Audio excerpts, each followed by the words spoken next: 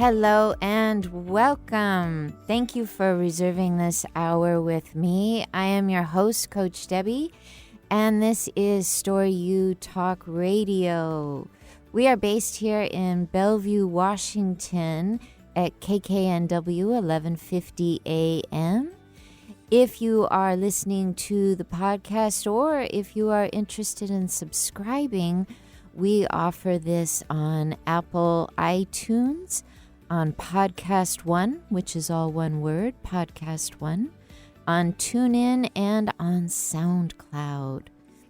This show is to honor the authors out there, first time or returning authors, to share their experience and their heroic journeys as they were authoring their brands, their books, their love letters, their blogs, whatever it is that they're up to in the world. I like to bring people in to sort of fortify the conversation with their own journeys about the process, but to also collaborate on their brands as well. And my hope, dear friends, is that it inspires you to be more expressive, to share your story, and to call in and let us know what's on your mind.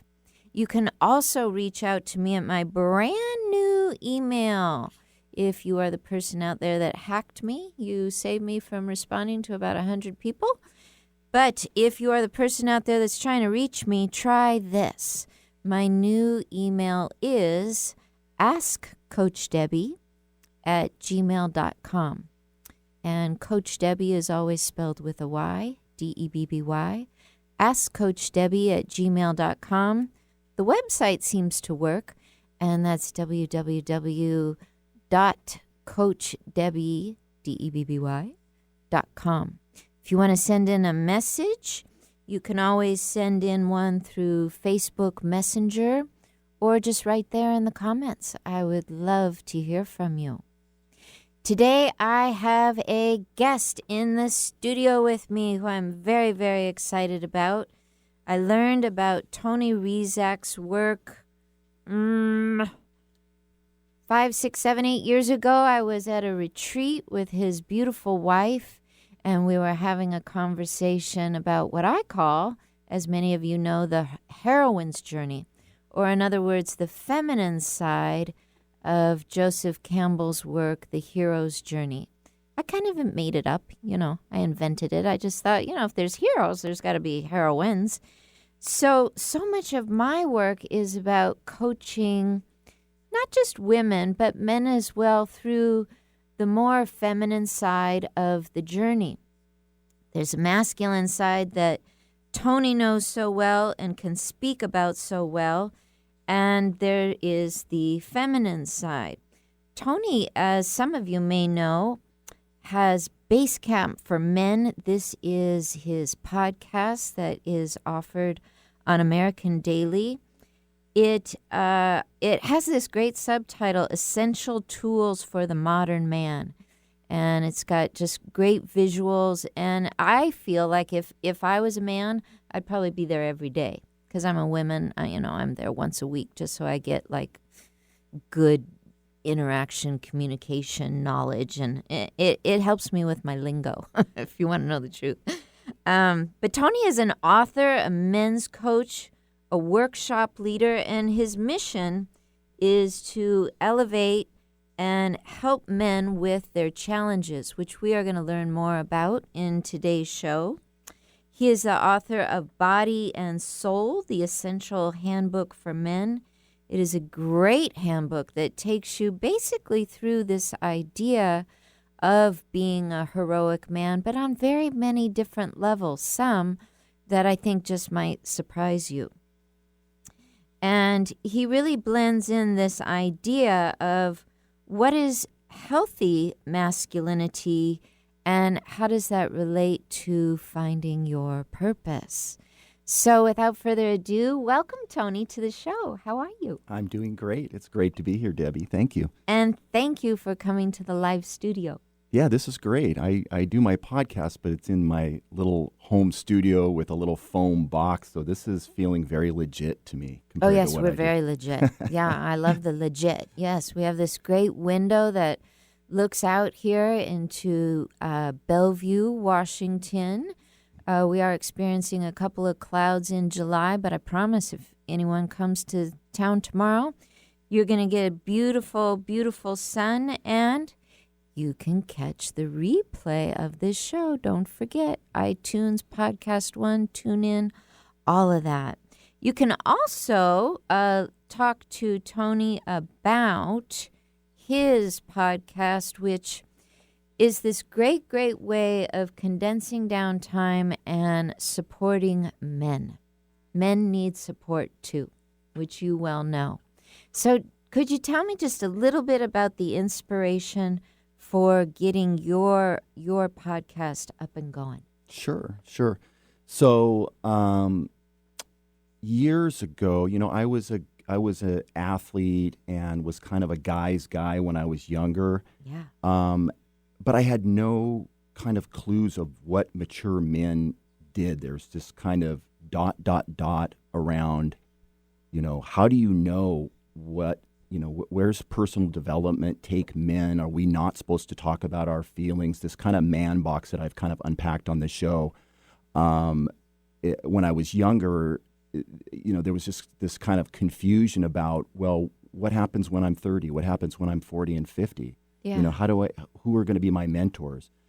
And this was back in the late 80s when Robert Bly wrote Iron John and Sam Keane wrote Fire in the Belly. And these were two kind of real big books in what was called the men's movement.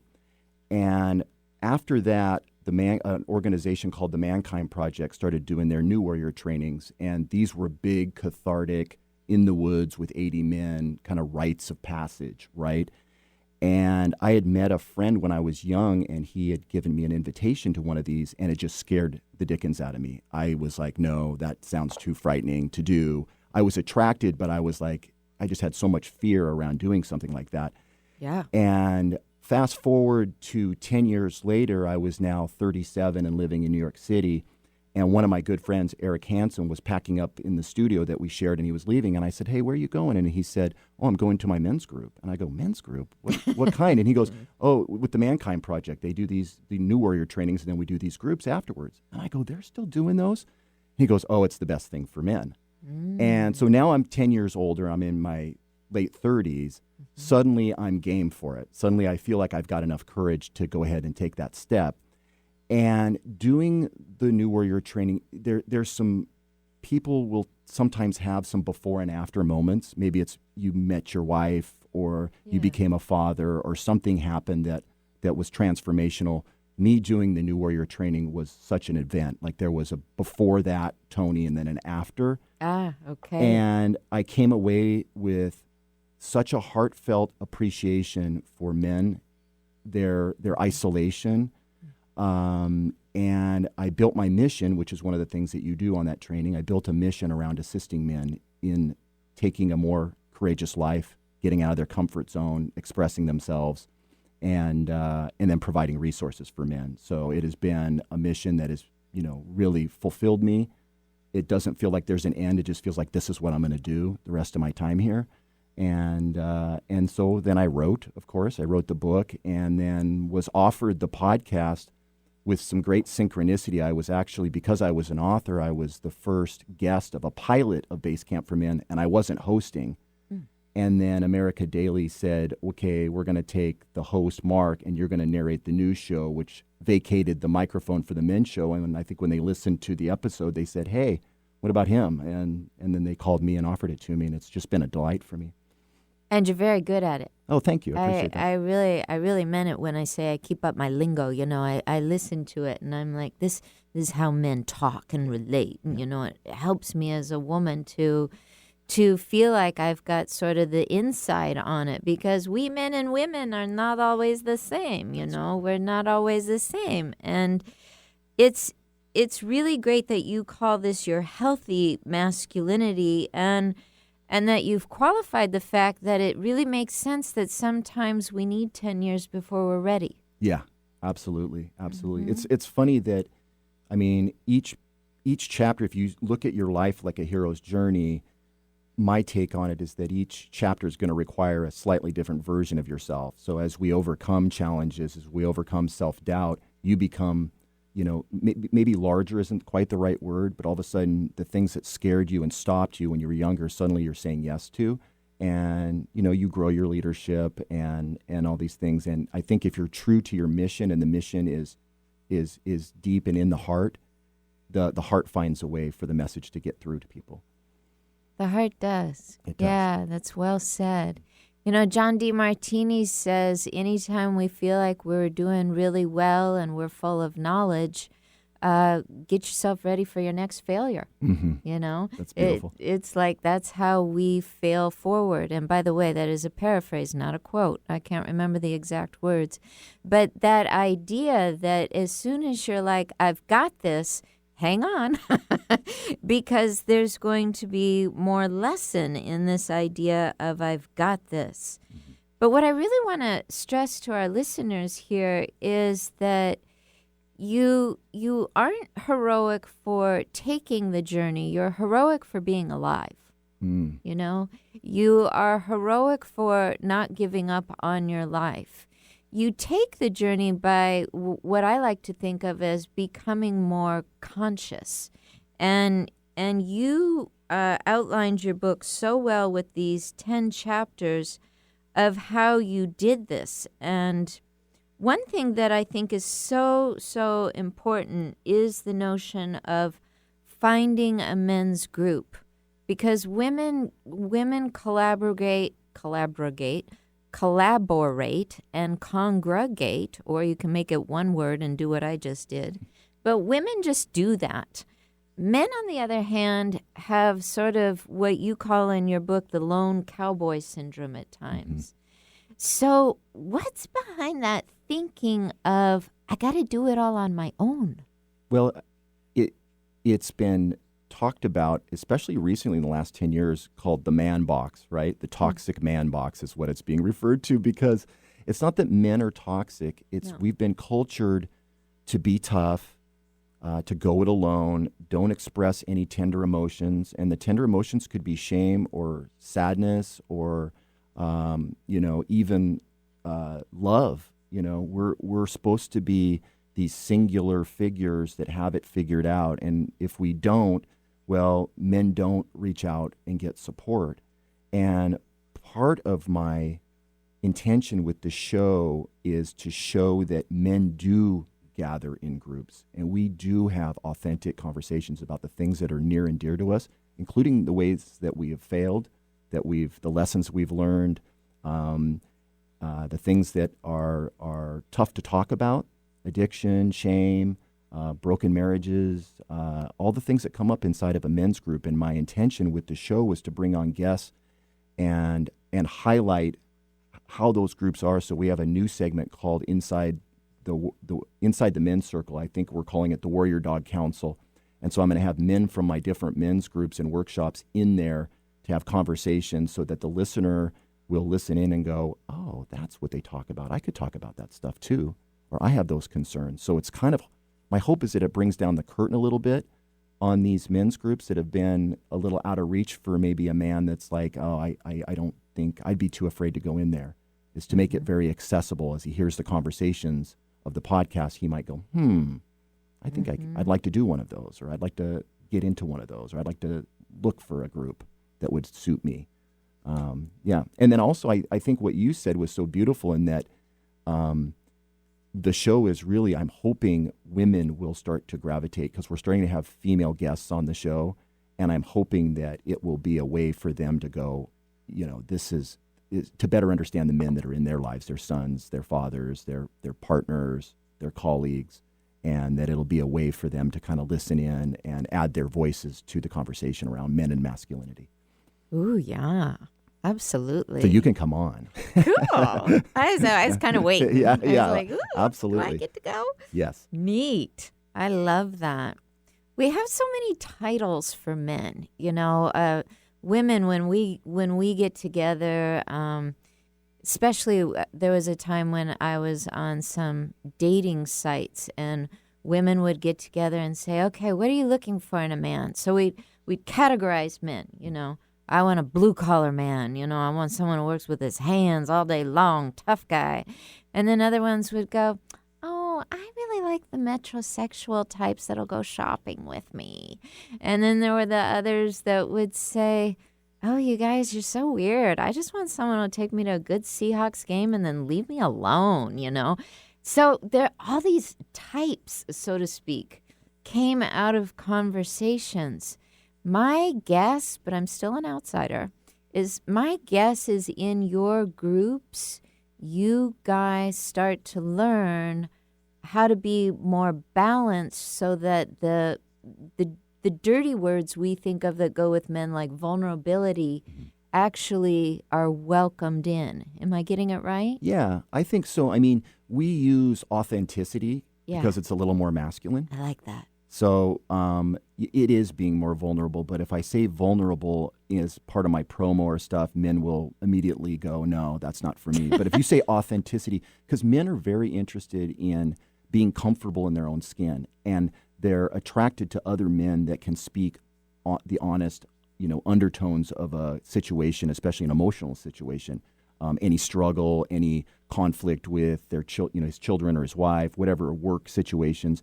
Any man that can speak authentically about it is being vulnerable. But we phrase it as authenticity because I think that's more inviting for men. I think they're interested in being real and being comfortable in their skin. Oh, yeah. If That's attractive no matter what kind of man you are. Yeah, So, yeah. Just the idea, I love that, comfortable in our own skin, On the hero's journey, it's so important to understand that we grow by shedding a layer of that skin. But we're never skinless. We're Right. always living in our skin. So men, women, all of us, we really are challenged to live at our highest level and to learn, what does it mean to get comfortable in my own skin? We're coming up to the end of our first segment here. We're going to go to a break, but I want to thank Jake and Colin for being on the email with me last night. We are going to get to your questions right after this.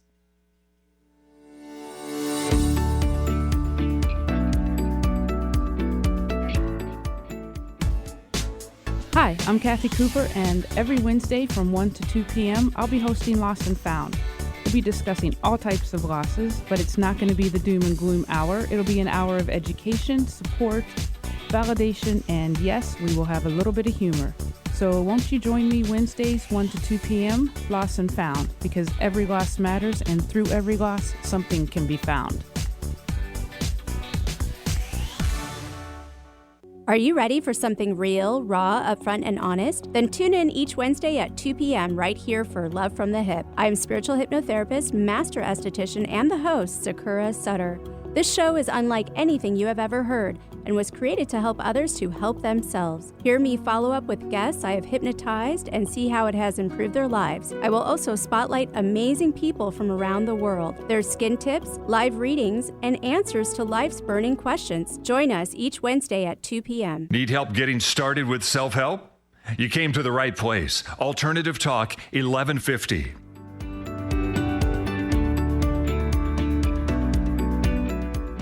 Welcome back. You are listening to StoryU Talk Radio, and I am your host, Coach Debby. And I have the pleasure of being joined by Tony Rezac from Seattle. Are you from Seattle? I am. Oh, good. Yep, I was right. From Seattle, Washington, and living in Seattle, Washington. He's right here in the studio with me today. I want to just send out a little request that if you, too, are authoring a book, or you've just authored a book and you are in Seattle and I have not found you yet, please find me. I would like to know about your book and find out if we are a match for the show. I have a brand new email, and it is askcoachdebby.com. Debbie is always spelled with a Y. askcoachdebby.com at Gmail. I screwed that up. askcoachdebby@gmail.com. That's my new email. All right. So Tony and I are having this great conversation here about the hero's journey, the man's project, and really his brand, which stands out as Base Camp for Men, Essential Tools for the Modern Man. And we want to get to some of our listeners here. I wrote to my warm market last night, and these are just some guys that have called upon me for coaching in the past, that for whatever reason in their life, whether it was something going on with their wife or with their job or with addiction often, they've had questions and we've had coaching. So I got permission from Colin to share a little bit about his story. Colin was an athlete in high school and a very good athlete. But what he shared with me was that having a coach really changed his life. This was someone that came along when he was about 15 years old. He told me that having this coach all of a sudden brought him into feeling like he was not only just strong physically, but that he had a sense of belonging. And that lately, at age 35 now, he's noticed he really wants this feeling back. And I thought this was a great question for us, Tony. So what would you recommend to a guy like that? Had this inspiring coach mentor on the athletic end when he was a teen, but now all these years later, he's like, I'm just not sure where I belong and how to feel like I belong. It's a great, I love how he phrased it. You know, him and I are both athletes. And so to me, it shows that he's listening to himself, that he's at a certain age. He's about at the same age I was when I got into the men's movement. I think there's something about, you know, mid-30s, sometimes the hero's journey is starting to beckon you to step out into a new chapter. For him, you know, the resources, the Mankind Project, that New Warrior training is a fantastic way to start a new voyage in a man's life. And if he wanted to get coaching, I would say that, you know, I have a offer for free coaching. He could do a free session with me to see if it was a fit. My sense is him and I have a lot in common. Tell us about that. Well, I offer a free session to any man that wants to see about what men's coaching is, because what we've been talking about is men will often go, well, no, I couldn't do that, or I'm not sure if that would work for me. And it gives them an hour to sort of unpack what the challenges are and to let me listen to them and to share some of my experience in that area. And they will know, I think there's a clear sense of like, this is an exciting, he's a good guide. This is I'm sensing movement in just a 1 hour conversation. And that will be usually enough to get a man to figure out whether he wants to do it or not. And if it's not for him, no big deal. I'll still offer whatever resources that he's saying as I listen to his situation. What, you know, things will come up intuitively about, you know, go check this out, or maybe have a conversation over here.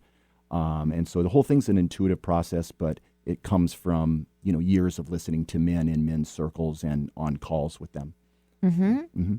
I'm so curious about the man that maybe wouldn't think of himself as an outdoor adventurist or athletic. You know, maybe he studied foreign language and he directs theater and he loves to ride his bicycle into town because it's really healthy for the environment.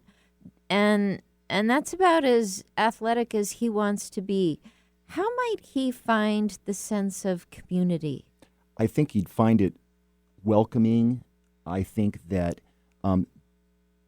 this kind of work, I think it's really great at showing the commonalities of all men, no matter skin color, class, sexual orientation, where they come from.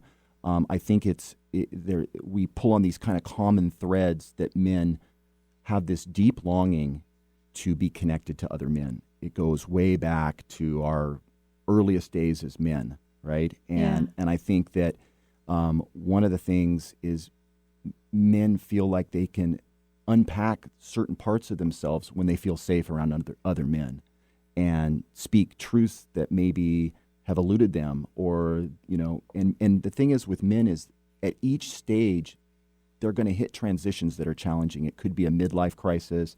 It could be they just got fired. It could be that they just got a divorce, or they're new. They just had to move, got transferred, and everything's new. They don't have any friends. There's always these kind of challenging transitions for men, and we've been cultured to handle it alone. But I think when men start to get into these kinds of conversations, they realize, I feel so much lighter. I feel so much better connected to the collective male wisdom than just doing it myself, and there is a lot of collective wisdom in men if given the opportunity.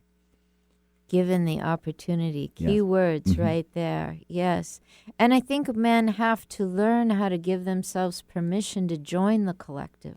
Yes, for sure. Yeah. I bet that, I'm guessing that women do that. I mean, we women resist it sometimes, but my guess is we probably do it 5 times more often than a man would. I would say that's true. Yeah. Yeah. Yeah. And sometimes what I find with men, I was in relationship in my 30s with someone quite a bit older than me, and he was a lovely, lovely human being. I knew he had secrets. I thought, what is going on? He's just not telling me the whole thing. And then one day, his offender got out of jail, and I knew nothing about this until it happened, and he received a letter of, I guess, warning. I'm not sure. And he sat me down and told me the whole awful story. Awful. And then he disappeared. He disappeared for 2 years. Wow. It was horrible, right? But when he resurfaced, I mean, one of the things he said was, I had just told you everything. How could I possibly trust you? And I was like, wow. Yeah. So that was such a twist to me. Like, I thought you told me everything because you trusted me, but then you vanished because you didn't trust me. And I think, he's long since had a heart attack and has left us. But I think part of the fear for a lot of men is I will take this monumental leap into trust, which isn't real trust, and tell you everything. And then I'll take this monumental leap back, which is I shouldn't have trusted. And so I think sometimes men get caught in a blind faith. And my guess is that the collective helps men take steps instead of huge, leaps out into the unknown. Yeah, I think that sounds right. I think it allows, one thing too is it allows men to check in more frequently. Like you said, they're taking baby steps, but they just get used to revealing more. They get used to being authentic. They get used to speaking from a place of, what their fears are, what the shame is, what they're really facing that they're not talking about maybe with their significant others or even their beer buddies or whatever. Anyone. Yeah, it allows them to go deeper and say, this has really been bothering me and I haven't been talking about it. So, Yeah. Yeah. And I think what I have found so interesting, and you speak about emotional intelligence in your book, is that this is not just for women. It's not just, the old idea of women stay home at the house and men go to work and women get emotional intelligence and men have their brawn, Emotional intelligence is for humankind. But what does it look like for the man to start to know it, embrace it, learn about it? What came up in your own journey of emotional intelligence? Well, one of the things, you get to where you start to trust your heart a little more. You get to trust your intuition and these little subtle clues that you get. You start to listen to that little voice that's telling you what's what. You start to fine tune your intuition, which is extremely valuable. And I think the other thing is you really start to take care of yourself better. Men are notoriously bad at self-care because, again, the messaging has said we're tough guys and we don't really need to take gentle care of ourselves. We don't have to eat really good live food, a lot of vegetables. We don't need to do yoga and be flexible and softer. It's better for men just to, be tough, have hard muscles, that reflects our inner life. But I don't think that really captures it. I think we were given a pretty bad, sale of goods when it comes to self-care. And I think part of what we're doing in the men's movement is reclaiming that self-care is really cool. Self-love is cool. It's not something that's just for women. In fact, women are absolutely depending on us to start to take better care of ourselves and take better care of our hearts and start to come from the heart more. That's going to make a huge difference to women, right? They want men that are comfortable, authentic, and coming from their hearts. That's hip right now. We love it. Yeah, that's hip right now. So it's so cool. Yeah. Do it. Yeah, it's so good. But also, one of the great things for a woman is that when a man commits to taking care of his heart, he sort of gives the woman in his life the opportunity to be herself with her heart and not to have to engage in any mothering, which she doesn't want to do and he doesn't want it from her. Right. Exactly. Exactly. She don't want to do it, but she's kind of like, you haven't eaten anything good for yourself in like a month. What's going on over there on your plate of food? Yeah, you see plenty of that, the mothering partnership, and so, it's. Yeah, and everyone wants a break from that. Mm-hmm. But it's that journey of understanding it is ourself we take care of first, Yep. I mean, I love a great man that takes care of me. Bring it on. But, I'd like to know he's taking care of himself first. Yeah, sure. That's the good stuff. What kind of things does a man have to manage when we think about men and their energy? I mean, what does that look like? That's a great chapter from your book. Oh, thanks. Yeah, I mean, I included a bunch of stuff in that chapter around health. I included a big thing on yoga and movement. I think that still to this day, you can go to a yoga class and there's going to be like 17 women and like 2 guys. And I think we love it. I think it's a big shame because I think that it doesn't make men more feminine to be flexible. It makes them feel better. I think men have not been taught very well what feels great. And I think as you get more flexible and more fluid in your body, I think you just naturally feel better. I think it's a human thing, not a man-woman thing. And so I included a lot of like resources for feeling better as a man, eating better, and just managing your energy, managing your life force.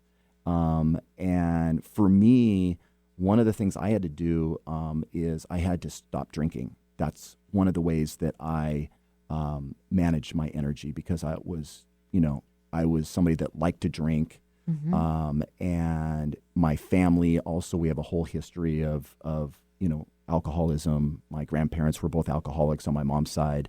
And it's something that I took to as a young man and, just really liked it. I liked being in parties. I liked being out at happy hours and all that stuff. And then there was a point, it's been over 6 years now where I was exhausted from it. I felt like the alcohol I was feeling how toxic it was for me. Mm-hmm.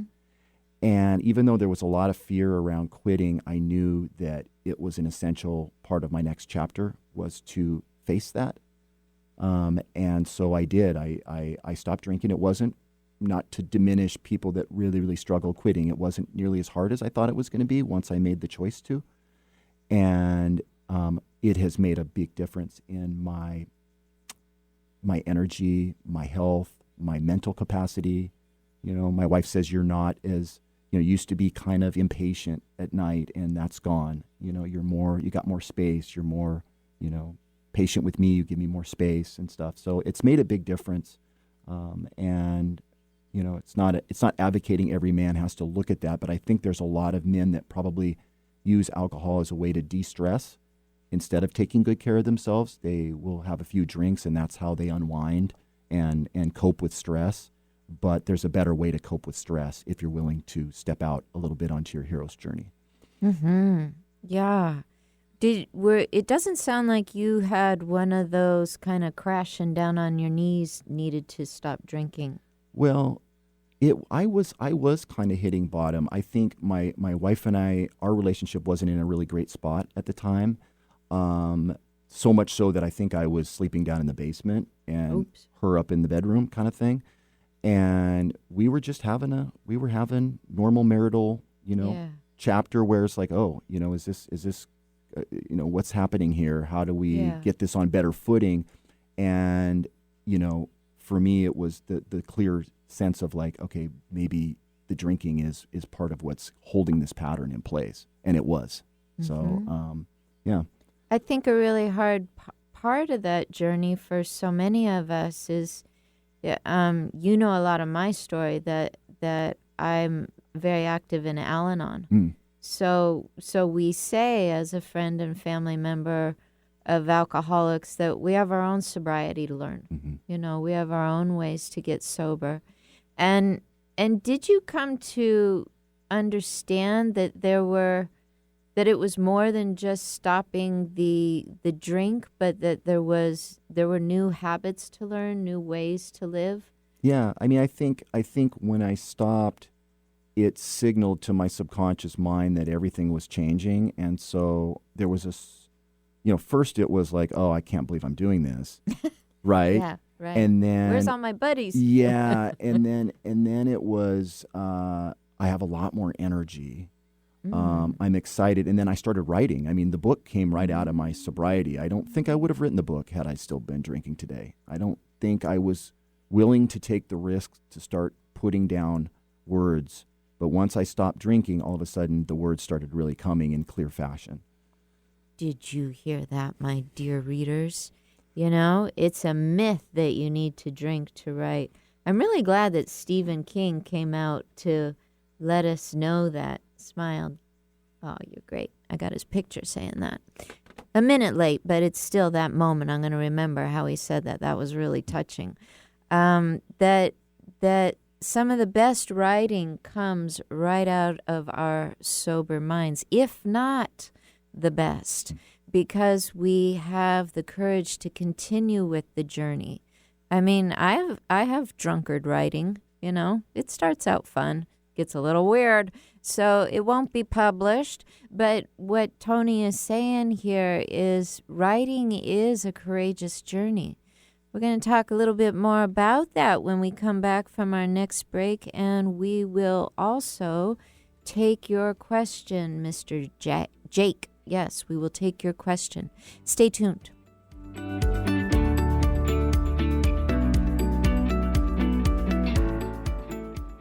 Hi, this is Marilyn Milano. If you love animals, then please check out my new show, Love Has Many Faces, Tuesdays from 9 to 9:30 a.m. right here on Alternative Talk 1150. I'll be talking with rescue groups, animal advocates, and other organizations that help animals, sharing their stories and giving our listeners some tangible ways in which they can help make a difference. That's Love Has Many Faces, Tuesdays at 9 a.m. right here on Alternative Talk 1150, raising awareness, touching hearts, and saving animals' lives. You took the first step and quit smoking, but even former smokers may still be at risk for lung cancer. That's why SaveByTheScan.org wants you to know about a new low-dose CT scan that can detect lung cancer early. It takes only 60 seconds and could save your life. You took the first step, now take the next. Visit SaveByTheScan.org for a simple quiz to see if you're eligible and talk to your doctor about screening. SaveByTheScan.org is brought to you by the American Lung Association's Lung Force Initiative and the Ad Council. Man, I love my kids so much. I once sat for 3 hours in the cold rain to watch her soccer team lose by 18 goals. I love my kids so much, I once used a tube to suck snot out of her stuffed nose at 3 a.m. You win. Love your kids? Love them enough to make sure they're in the right car seat. From toddlers to tweens, visit nhtsa.gov/the-right-seat to find the right seat for their age and size. Keep them safe. Visit nhtsa.gov/the-right-seat. Brought to you by the National Highway Traffic Safety Administration and the Ad Council.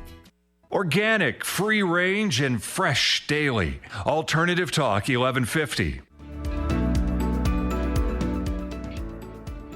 Welcome back. This is StoryU Talk Radio, and I am your host, Coach Debby. Thank you for joining me and Tony Rezac as we are talking about men on their heroic journey and his brand Base Camp for Men. It's also the name of his podcast, which I hope you will check out on America Daily. It's got his deep voice in it. It's very compelling, really intentional wording on there. I enjoy listening to it, and I don't think of myself as a brawn guy at all, but I do like the whole adventures into the world of men, and it just helps me know them better, because yeah, I got a brawny guy in my life, and I like to know the inside story. Something that Tony said in his book is that playing it safe is a built-in survival mechanism, and it's hardwired into our nervous system, which really helped us understand more about the collective male community and why it's so necessary and the roles it has played in Tony's life. So I think that speaks volumes to why men would want to ask you questions, Tony. Let's take one from Jake. He is from the Maple Valley area. He is married to my writing client, Crystal. He's 46 years old. I know Jake to be a very strong, very brawny, very successful real estate man. And he writes in and says, "You know me, I'm a no-nonsense kind of guy." Yes, you are, Jake. You're a very no-nonsense kind of guy. I was really happy to hear this latter part where you said, "It's taken me a long time to become successful, but now that I feel financially free, I am discovering, quote, I spend a lot of time feeling lonely." And I'm sure that did come to a surprise to you, Jake.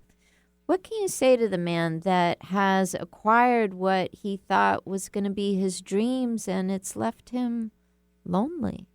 Well, I think it's a similar message to what we've been talking about, is that because men are cultured to go it alone, they're not told what the shadow of that looks like. That if you go it alone, you could be 40, 50, 60 years old. There's a lot of men out there that have, one friend, and they talk to him like once a year. And other than that, it's all work. And, the men that are involved in the men's movement and men's groups, they have a lot of friends.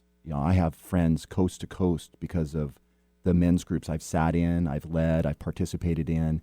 And so as somebody that has reaped the rewards of this kind of work, I can say that it's just stepping into this work and saying, hey, I want to see.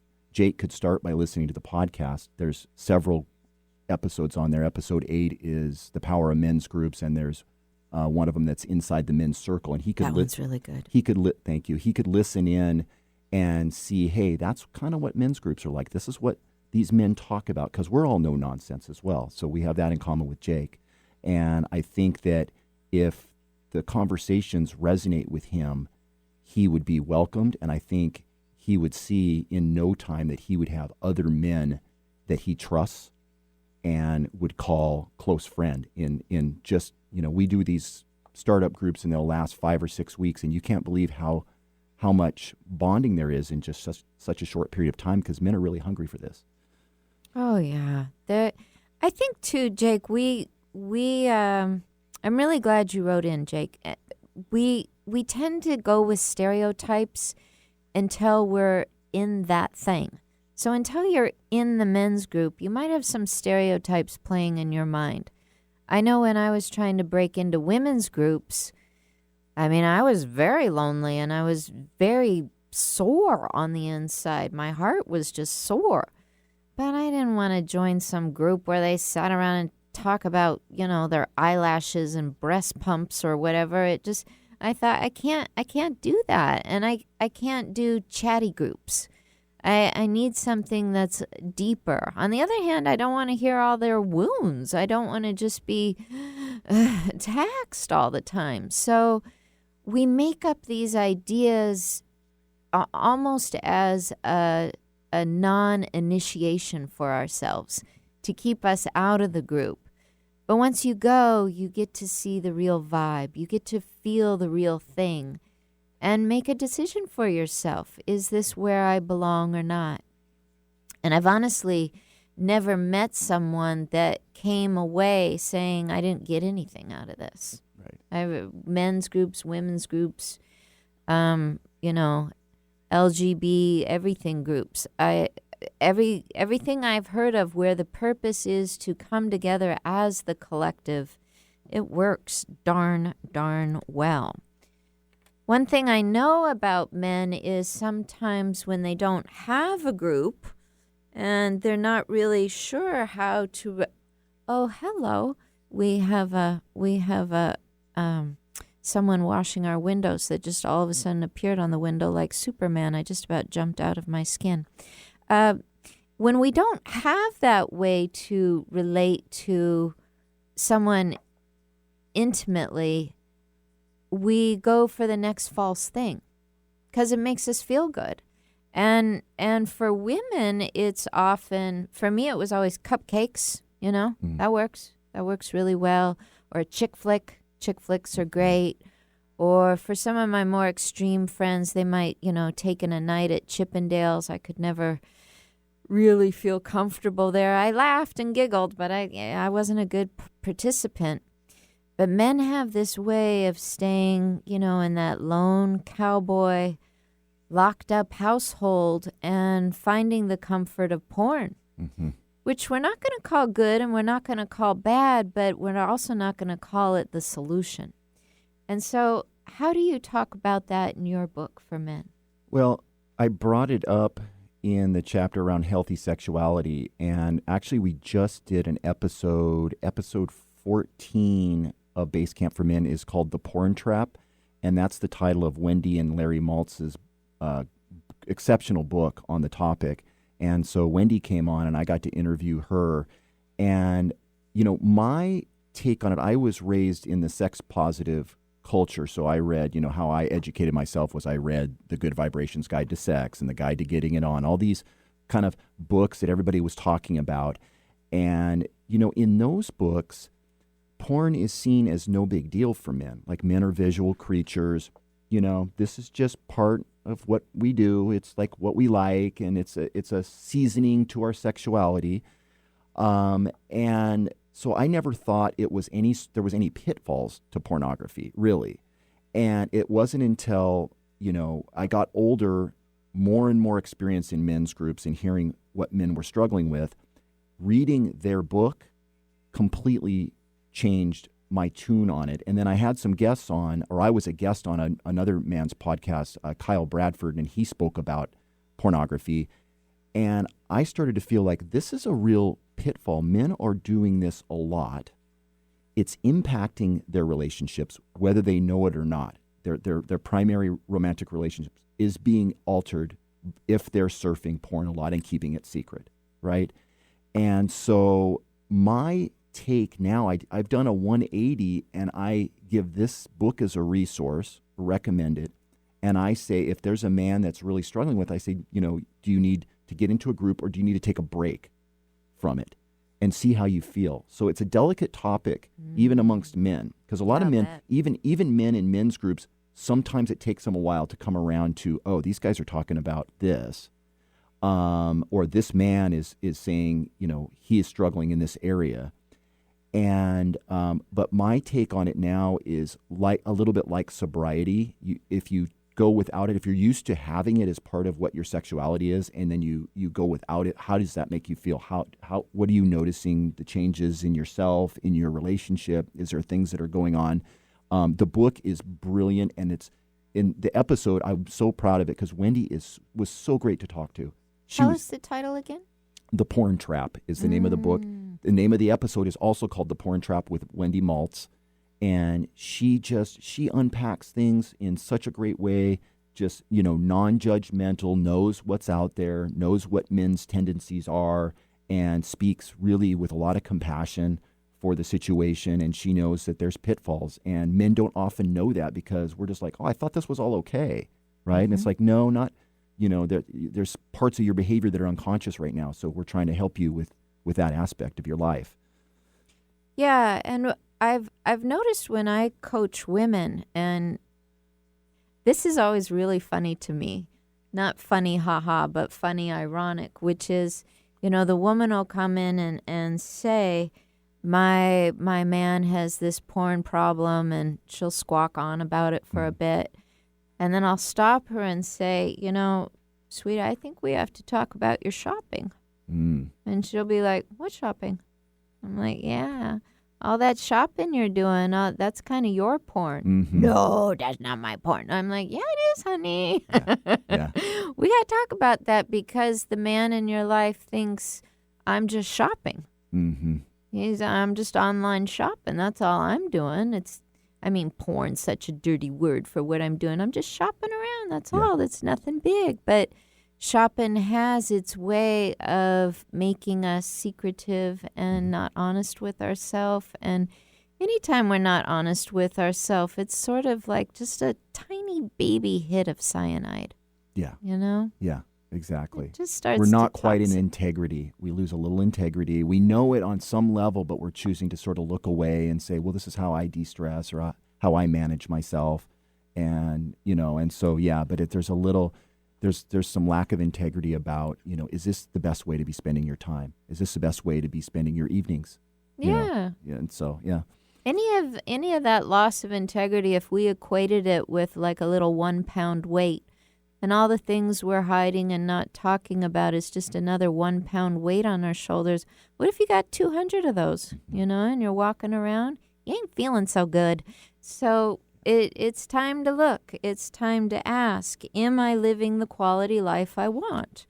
It's not that it's bad. It's not that it's good. It just might not be taking you where you really, really, really want to go. So something I think is just great in your wording here is you talk about the inner king. You finish up the book with the inner king. Can you tell us a little about who that is, how he arrives there, what that's about? Yeah, the king is one of the 4 archetypes of the mature masculine, the other 3 being magician, lover, and warrior. And the king is an archetype that men will start to express more as they get a little older. So it starts to express itself a little as a man gets in his 40s, and in his 50s, certainly it's happening. And by the time he's in his 60s, it's, if he's done his work, he has full access to that archetype.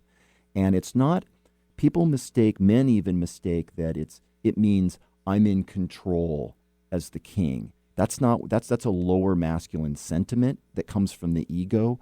The true archetypal king is a group energy that men share, and it comes from losing ego by putting the village before your own selfish needs. You've now done enough work that you have vision for the world, and you're willing to make the sacrifices to your own egoic needs, and you're willing to make alliances, and you're willing to keep this heartfelt notion that we're entering our best days. The world's not going to hell. Actually, the world, we've got this. Like humans, we just need to access certain energies, and we're going to be just fine. We're going to figure this out. The king and the queen will figure this out, the archetypal king and queen. And so there's a tremendous amount of hope, sacrifice in the king, but also just this deep wisdom of, I can make alliances. I can put my own needs aside because this is what the village needs. This is what the city needs, or the country needs, or the world needs from me and the men. So that's as best I can summarize it. Oh, you did a great job summarizing that. I can't thank you enough for coming in, Tony. This is just great stuff. This was a delight. It's always a delight to talk to you. I can't wait to have you on Base Camp for Men. Cool. I'll cook up some questions, but you'll be fantastic on there. So we'll schedule that too. Oh, thank you. And Tony's already promised me that the next time he comes, he's going to bring his young son Lucas in to add to the conversation, which I think will be wonderful to hear a young man's perspective. Absolutely. Very youngest man. Yeah. He'd be excited about doing that. So. Will he be about 12 at Christmas time? Well, he's 12 now, and his birthday's in January, so he'll still be 12 at Christmas. So almost 13. Yeah, that's when that real journey gets a-going. Yeah. Thank you, everyone, for joining us to talk about the hero's journey, really from a man's perspective, and to hear about Tony Rezac's own journey. I want to encourage you to look him up. Tony Rezac is Rezac. He's here in Seattle, and his brand is Base Camp for Men. Check out his podcast and check out his book, Body and Soul, which you can get on Amazon. I think you can even get it at his website, basecampformen.com. We'll be right back with you next week, and thank you for joining us.